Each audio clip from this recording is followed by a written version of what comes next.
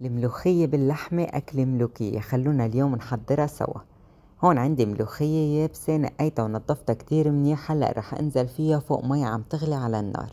ما بدي اسلق الملوخية، بس بدي غطها غطتين لحتى إذا فيها أي رواسب تنزل لتحت، يعني شغلة 5 دقايق وبعدين بنحطها بنص فاية لحتى تصفي ميتها.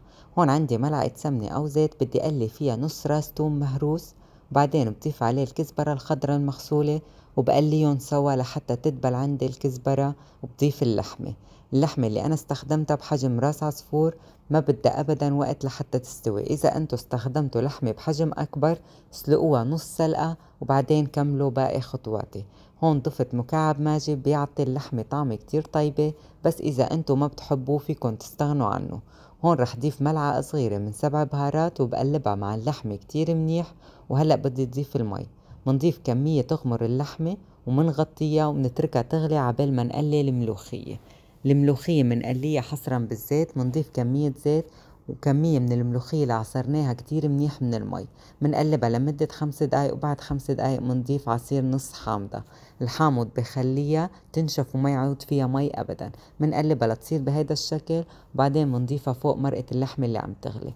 منقلي الملوخية كلها بزيت الطريقة، شوية زيت الملوخية اللي عصرناها، منقلبها 5 دقايق وبعدين منضيف لها عصير نص حامضة. قلوا الملوخية كلها بزيت الطريقة.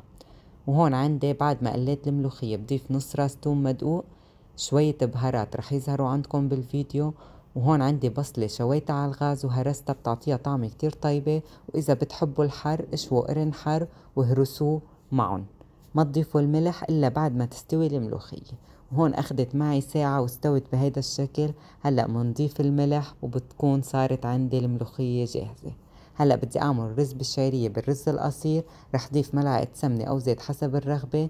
حطوا كمية الشعرية اللي بتفضلوها ومكعب ماجي. طبعا الرز المصري لازم يكون منقوع لمدة نص ساعة. بس تشقر عندي الشعرية بضيف المي. ما منقلي الرز القصير مثل الرز الطويل. عيارات المي لكل كاسة رز منقوع كاسة مي ونص زيادة، يعني عندكم كاستين رز كاستين ونص مي، 3 رز 3 ونص مي.